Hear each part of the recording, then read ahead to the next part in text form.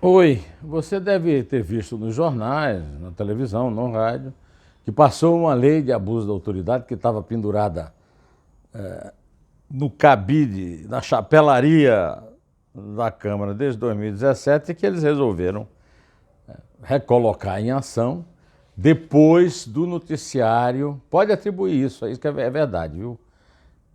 Do crime da invasão dos telefones de mais de 1.000 autoridades e da receptação pelo militante Glenn Greenwald a serviço de Lula e já com um jornalista escrevendo a respeito disso, né? O professor Eugênio Bussi escreveu um artigo no Estadão dizendo que notícia não é receptação. Tá bom. Receptação é um crime e receber coisa roubada. E isso não passa pela liberdade de imprensa, não. Ninguém pode publicar coisas criminosas, professor Bussi. Bom, essa lei passou, afinal, numa votação simbólica. Olha, a Câmara já é um lugar que não representa direito o cidadão por causa da matemática das bancadas. Aí, quando tem uma votação simbólica, você tem 37 partidos, cada um deles tem um líder e quem vota é o líder. E tem duas vantagens isso. Primeiro, não submete ao plenário, que é sempre duvidoso. E segundo, não expõe quem não quer votar num determinado jeito para não ficar impopular. Então, é um tipo de exercício de monocracia. Então, um partido com um deputado tem a mesma representação na votação simbólica do que as maiores bancadas. A bancada do PT, a bancada do PSL, a bancada do PSDB, etc. Tudo vale igual à bancada de um só, o samba de uma nota só, né?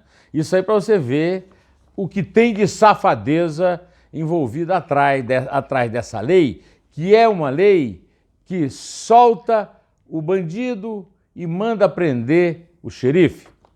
Pois bem, aqui mesmo eu antecipei para você que na entrevista à Folha de São Paulo e a El País, o Lula deu spoiler do hackeamento, né? Lula sabia e Manuela Dávila também sabia. Agora o PT está armando uma ação contra a Força Tarefa da Lava Jato de Curitiba, articulada com os ministros amigos, os compadres, os compadritos do STF. O alvo principal era o Sérgio Moro. Não conseguiram grande coisa sobre o Sérgio Moro, estão voltando todas as baterias para o Deltan Dallagnol, que é o chefe da Força Tarefa da Lava Jato.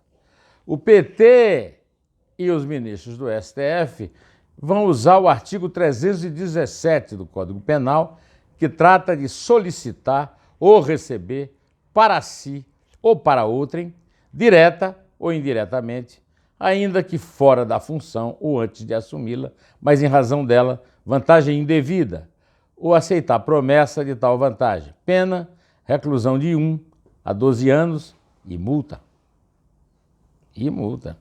Multa alta. Eles vão acusar o Deltan e os outros procuradores de, em razão do cargo, terem recebido notoriedade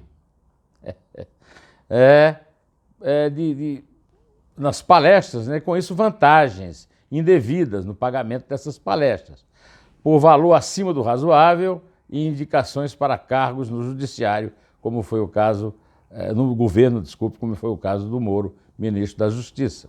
E também do judiciário, porque todo mundo está sabendo da possibilidade do Moro ir para o Supremo, e eu já alertei aqui que não vai. Quem vai é o advogado-geral da União, promessa que o Bolsonaro fez ao patrono, ao padrinho dele, que é o Dias Toffoli, presidente do Supremo.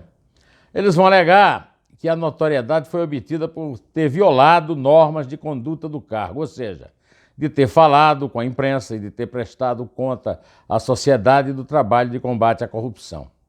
Eu conversei com alguns amigos advogados que afirmaram que essa interpretação do artigo 317 do Código Penal é, como todos nós sabemos, completamente forçada. Como é forçada a argumentação do Glenn Greenwald no seu conta-gotas de ácido sulfúrico para corroer a reputação de Moro e de Deltan.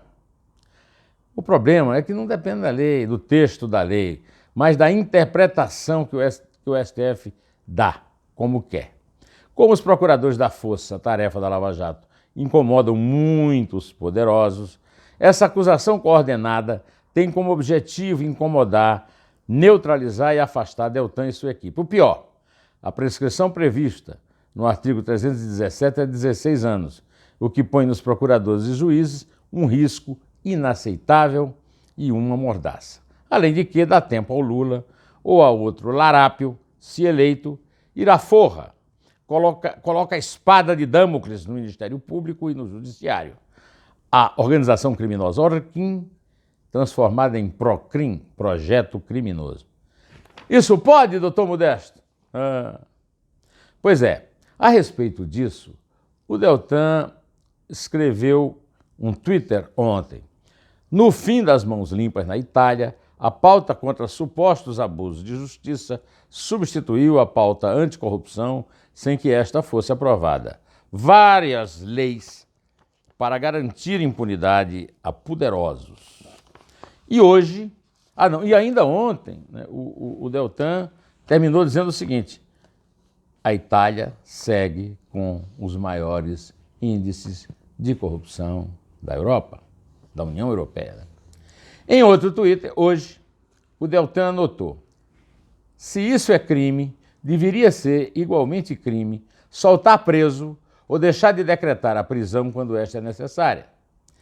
Do modo como está, juízes que prenderem poderosos agirão debaixo da preocupação de serem punidos quando um tribunal deles discordar. E direito não é matemática. Portanto, o máximo o que o Bolsonaro pode fazer é vetar essa lei infame, a lei que põe o bandido na rua e o juiz e o procurador na cadeia. Veta, Bolsonaro! Será que é homem para fazer isso? Bom, hoje eu selecionei também aqui para você, como sempre, a produção crítica do acadêmico e professor Joaquim Falcão. Escreveu um artigo no Correio Brasiliense chamado Ministro Dias Toffoli contra a Força-Tarefa da Lava Jato. Eu vou citar dois trechos. Primeiro trecho. Por enquanto, esqueçam, pelo menos temporariamente, a lição do ministro Celso de Mello de que o poder do Supremo reside em sua palavra final. O poder agora reside no instante do ministro-presidente. No liminar monocrático, na liminar democrática, na definição ou indefinição da pauta, na cotidiana declaração pública, na indevida visita às partes, na distribuição das relatorias. E por aí vamos. Tem o poder não quem tem a palavra final, a instituição, mas quem tem o efêmero instante, o ministro, individualmente. O meu amigo Joaquim Falcão é um luminar, é um gênio. Continua Joaquim Falcão, em outro trecho do seu artigo de hoje no Correio Brasiliense. Falando dos ministros do Supremo, agradam o presidente Bolsonaro, protegendo e dificultando a investigação de seus filhos. Ao mesmo tempo, fica aberta a possibilidade, a ameaça de prosseguir as investigações. Agradar e ameaçar são faces da mesma moeda, e seus plenários estão prudentemente calados, quase constrangidos. Escreveu Joaquim Falcão e eu acrescento, acovardados. E também acumpliciados. E o Joaquim termina com chave de ouro seu artigo no Correio Brasiliense. No Estado Democrático de Direito, o poder do presidente do Supremo é o silêncio. O resto é silêncio, diria Hamlet, o protagonista da grande tragédia Hamlet, o Príncipe da Dinamarca, de William Shakespeare. Bom, já que eu citei o Joaquim Falcão, eu vou citar também o doutor Modesto Carvalhosa. O doutor Modesto Carvalhosa mandou para mim um post que ele pôs nas redes sociais, no Twitter mais precisamente, que eu vou reproduzir para vocês. Em outras palavras, ele está comentando tudo que nós estamos comentando até agora, né? Se tudo se passar como quer a cleptocracia, aqueles que corajosamente combatem a corrupção é que serão acusados de crimes e, como se fosse pouco, também sofrerão censura, perseguições e perda de seus cargos. O enredo a que estamos assistindo lembra, como lembrou Deltan, o desmonte da Operação Mãos Limpas na Itália nos anos 90, onde os corruptos acabaram por prevalecer, e não podemos admitir que o mesmo aconteça no Brasil com a Lava Jato. O atual Conselho do Ministério Público, pela origem renânica de seus membros, é um organismo tendencioso, suspeito e ilegítimo. Como disse o professor Carvalhosa, todo apoio à Lava Jato. Eu também digo, veta Bolsonaro e todo apoio à Lava Jato. Direto ao assunto. Em pé. E só a verdade nos salvará.